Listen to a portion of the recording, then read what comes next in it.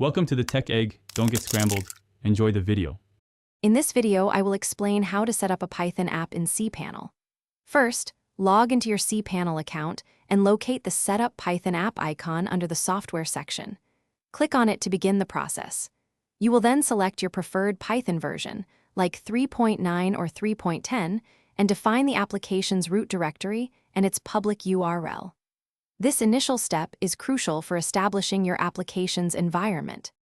After setting up the basic application, the next step is to create a virtual environment. This isolates your project's dependencies from other Python installations on the server. Navigate to your application's directory via SSH or CPanel's terminal. Then, activate the virtual environment and use pip to install all required packages, ideally from a requirements txt file. This ensures a clean and reproducible setup for your application. Now, let's configure the Web Server Gateway Interface, or WSGI, file. This file acts as the bridge between your web server and your Python application. You'll need to edit the passenger WSGI py file, or a similar one, located in your application's root. Ensure it correctly imports your application object, typically named application, from your main Python script. This step is vital for your web server to properly serve your Python code.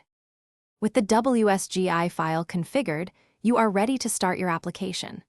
Return to the Setup Python App interface in CPanel and click the Start App button. If you make any changes to your code or configuration, remember to restart the application for them to take effect. Always monitor your application's logs, which are accessible through CPanel, to troubleshoot any issues and ensure smooth operation. Thanks for watching. Consider subscribing if I helped unscramble your problems.